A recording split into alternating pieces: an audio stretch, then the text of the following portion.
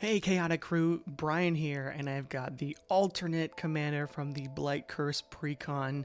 Gonna be really fun here. Want to dive into it pretty quickly, but first want to let you know that this episode is brought to you by Manapool. It's a fast-growing marketplace for Magic the Gathering that makes buying and selling cards easy. Their optimizer helps you get the best value when buying cards, and the team is focused on making it a great experience for buyers and sellers alike. And really had a great experience my time using Mana Pool. If you want any of the cards to make this deck I'm about to show you right now, make sure to check out our affiliate link in the description below. And we're also doing Precon giveaways for both of the Lorwyn Eclipsed Precons in the US only. Make sure to like our earlier Precon upgrade videos, subscribe to the channel, and you can even become a channel member to get yourself extra entries for each of the giveaways. We're going to be announcing those giveaways Friday, January 30th, so that's next Friday after this video comes out, 9:30 p.m. on our Twitch stream, twitch.tv/chaoticcommandermtg. Mark your calendars, set an alarm, you don't want to miss that. But diving into this alternate commander, the Reaper, King No More. Jund -1/-1 encounters, but the Reaper is kind of interesting because you can kind of go a few different ways with it. Right, obviously as a legendary Scarecrow, you can go Scarecrows, you can go the -1/-1 counter route, you can go Infect, right? I think this is a much better Infect commander than maybe Auntie Ool, who is the main card of the Precon. But the Reaper is 3 mana, or you could potentially pay up to 6 mana for him, but most likely going to be like 3 or 4 mana for a 3/3, and when he enters you put a -1/-1 counter on each of up to 2 target creatures. So it could be your creatures, but in this deck, we're going to be focusing on putting them on our opponent's creatures. And then it has whenever a creature an opponent controls with a -1/-1 counter and it dies, you may put that card onto the battlefield under your control. Do this only once each turn. So I thought a really fun and unique way to build the Reaper would be to have him be a thief. We're trying to take our opponent's cards, and so we're building the deck with ways to, also other ways to put -1/-1 counters on creatures, but ways to steal creatures and then get value off of stealing those creatures, right? So that's kind of the idea with the deck. Creatures, 21 here. Obviously got to have Birds of Paradise for some ramp. We're running Ignoble Hierarch as well. Some interesting cards here. Braid's Arisen Nightmare is actually a really great card in the deck. Beginning of our end step, we can sacrifice an artifact, creature, enchantment, land, or planeswalker. So if we've stolen a creature, right, from our opponents, sacrifice that creature. Each opponent has to sacrifice a creature as well, and whoever doesn't loses 2 life, and we draw a card. So I think that's a great way to get some incremental card draw and get the value off of, stealing your opponent's cards, right? Another good game ender, Brainstealer Dragon, right? Whenever a non-land permanent an opponent controls, owns, enters the battlefield under your control, they lose life equal to its mana value. So this is amazing as you're stealing cards with your commander or other cards that we have that are stealing in the deck, you are burning your opponents out.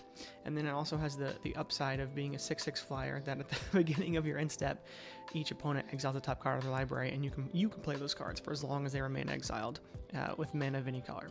So really good there. Tali Primal Conqueror. Don't think I really need to go into this card. You're going to steal a card from each opponent, guaranteed. So very good in this deck. Furbolg Flutist is pretty cool.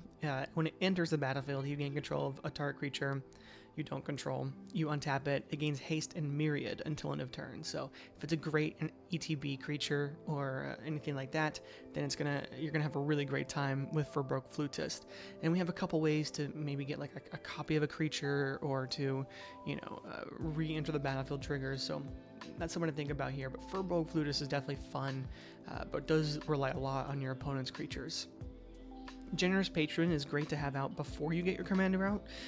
After's not bad too, but before is perfect because you can actually draw 2 cards whenever your commander enters, right? It's so good because it draws you a card each time you put 1 or more counters on a creature you don't control. So putting 2 -1/- counters on 2 creatures nets you 2 cards. Goblin and Archomancer, fantastic here to make our red and green spells cost 1 less to cast. We have some expensive spells here, so really good to have in the deck.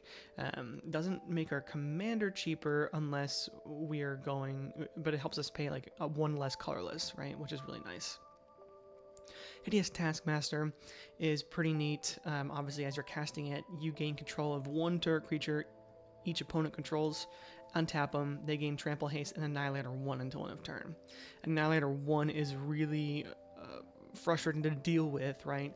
And if your opponent already has -1/-1 counters on creatures, they may be tempted to sacrifice those creatures instead of their other creatures. So it's kind of a mind game on what creatures you put the -1/-1 counters on and what creatures your opponents sacrifice. I kind of really like that about Hideous Taskmaster. Very strong card here. Similarly, Molten Primordial does kind of the same thing, but doesn't give them Trample, Haste, and Annihilator. It just gives them Haste. But still really good to take 3 creatures, right, and pit them against their opponents. Necro Skitter is really great here. It's essentially an extra commander out of the command zone, right? Whenever a creature opponent controls with a -1/-1 counter and it dies, you may return it to the battlefield under your control. That happens regardless. Now, the Reaper only does it once per turn, but it's in the command zone, so you have a lot more access to it, where Necro Skitter is just better in general, but very good there. Nightmare Shepherd has whenever another non-token creature you control dies, you may exile it. If you do, create a token that's a copy of it, except it's a 1/1 and it's a nightmare. This is really great because as we're stealing our opponent's creatures and we're sacrificing it to whatever effects we have going on, or maybe they die in combat, we actually exile their creature and make a 1/1 copy of their creature. So it works really well with what we're trying to do here. Noxious Gearhulk, just a great value creature, helps us gain a little bit of life, and it destroys a creature. Targeted removal to maybe a creature with a -1/-1 counter. Sure, we gain 1 less life, but then we get that creature on the battlefield under our control.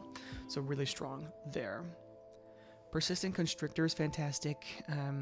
Pretty much going to be able to consistently be putting -1/-1 counters on our opponent's creatures. That's really important, because right as soon as we run out of -1/-1 counters, then our commander doesn't really do a whole lot. So we need more ways to get more of those out there on the battlefield.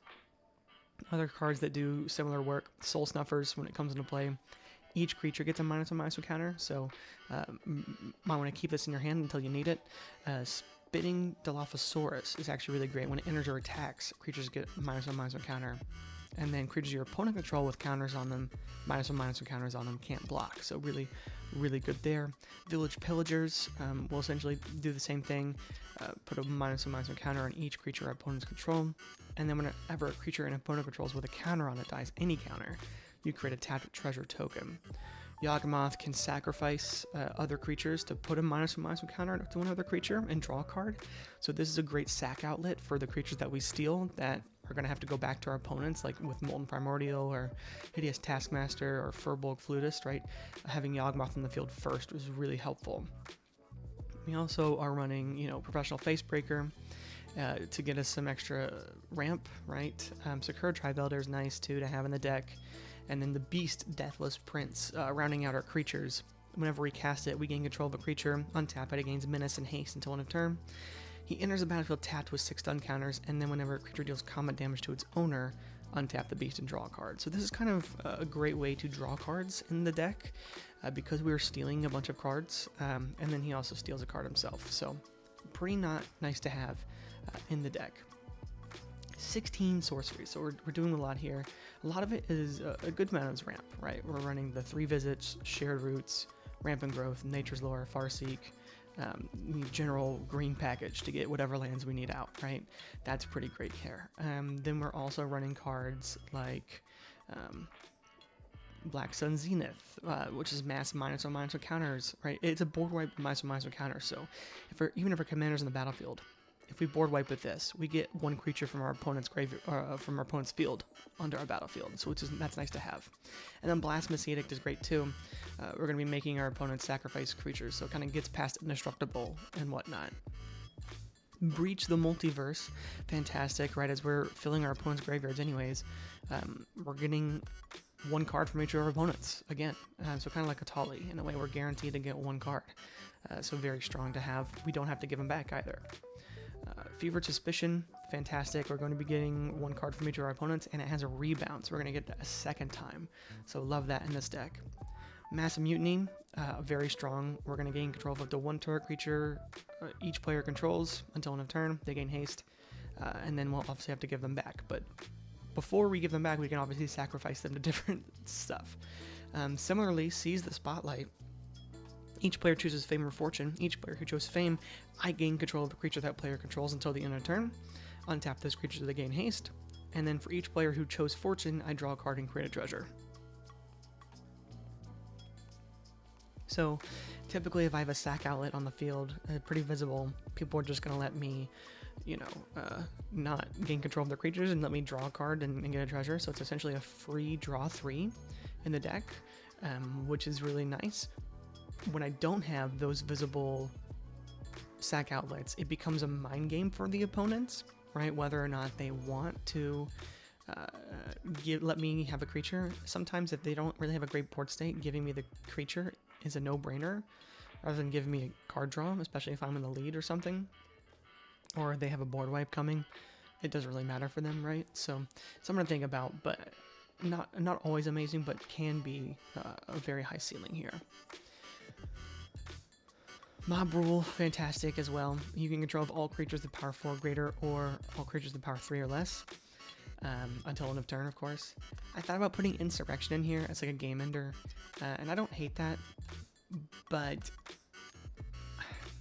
I don't know, it's a little bit more mana, and also it doesn't always end games. I don't know. It's a good card. You definitely could put it in here, and it fits really well with the theme. And if you do need the game to end at some point, but I didn't put it in. I put Mob Rule in instead, just to make it a bit more fair for the opponents.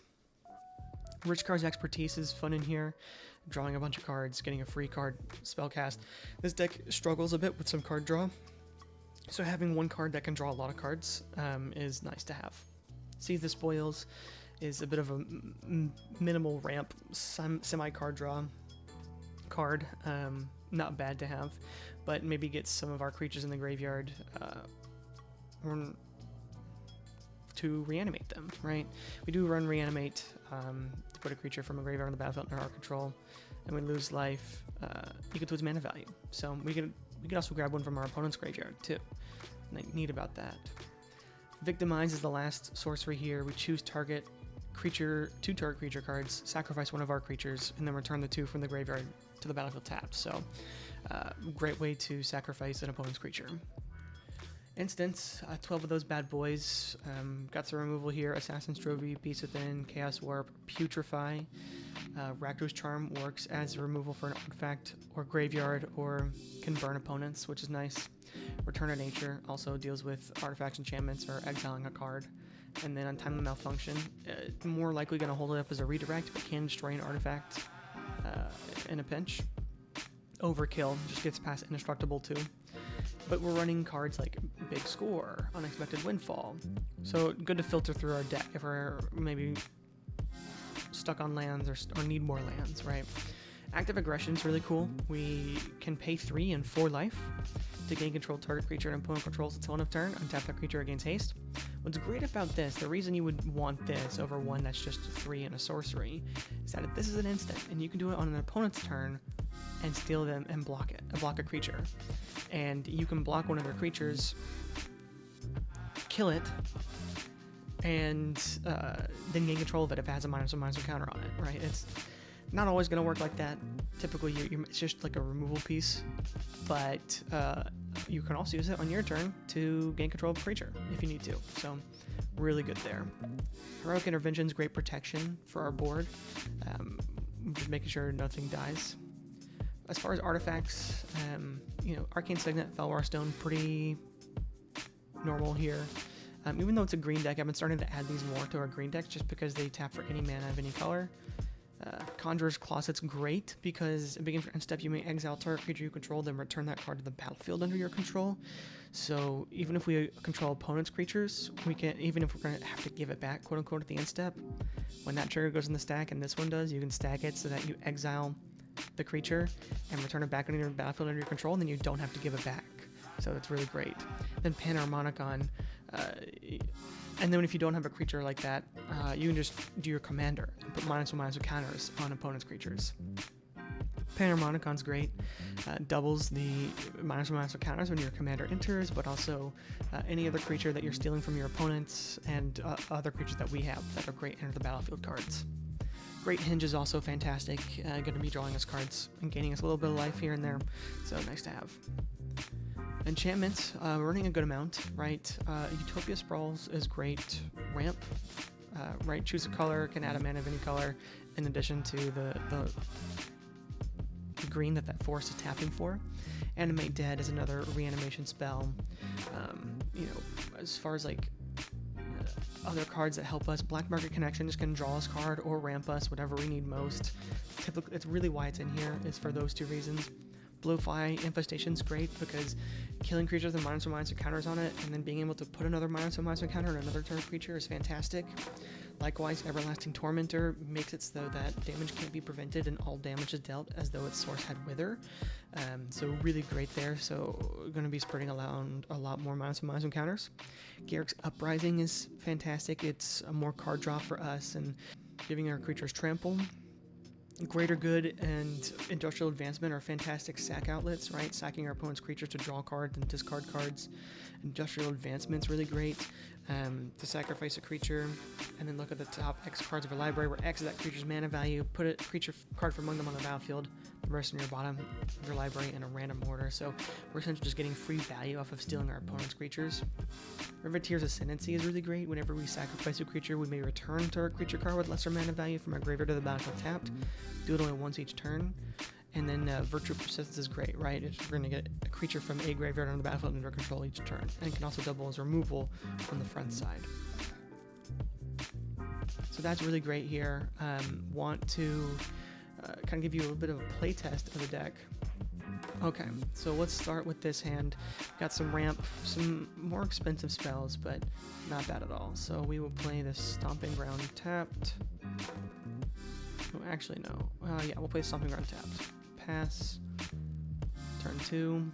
Play the Mountain. Nature's Lore to get our Zeotor's Proving Ground. Close the shuffle. Next turn. And here we're actually in a really great spot. Play the Plaza of Heroes. Play Generous Patron. And next turn we can play the Reaper King, draw 2 cards, and really start going to town. Alright, turn 4, Heroic Intervention's great to have as well. So as we play this, draw 2 cards, and now we have, protection in our hand. Okay, next turn, we can play Command Tower. We could play Necroskitter. I would more... This costs 6 to cast right now, which we have. We could do Great Hinge. I don't hate that. We could also do Conjurer's Closet and just blink the Reaper and start drawing cards. I actually like that, I think, a lot more. We could also Mob Rule if we wanted to. I think we wait for the Mob Rule, but we're in a really great spot right here to... I think Conjurer's Closet's the play, and we're going to start continuing to get -1/- counters on our opponents, and then we still have the mana up for protection. Then if we can get rid of a strong enough creature, Great Hinge gets a lot cheaper, and we go from there. But yeah, I think this is a really strong start here. Like I said, one of the bigger problems with the deck was card draw, so starting out with Generous Patron kind of mitigates that. Okay, let's try this deck, or this hand. Turn 1, Smoldering Marsh tapped. Turn 2, play Spire Garden, play Sakura Tribe Elder, sack it for a swamp. Alright,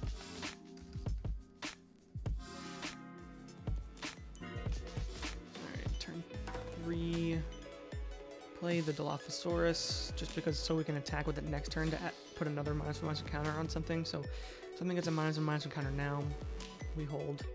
Next turn, we can play our Commander, get 2 -1/ counters on something else, and then a 4th one. And then we also have mana for Assassin's Trophy after that, right? This is to cast our Commander, Assassin's Trophy. So at instant speed, we could steal an opponent's creature that we put a -1/ counter on. Very strong to do that.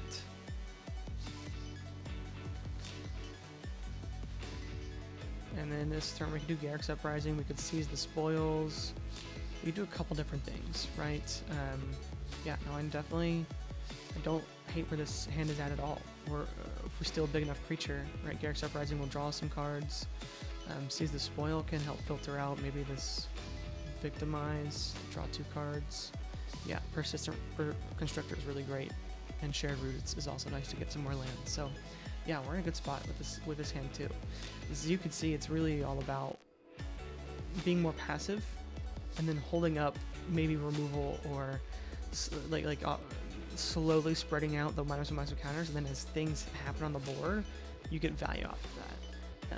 So this is more of a setup kind of deck than like a very aggressive one. I play aggressive decks, but I think this is pretty fun and a unique way to go with the Reaper. If you enjoyed it, let me know in the comments down below what you would add out, what you would add in, what you would take out.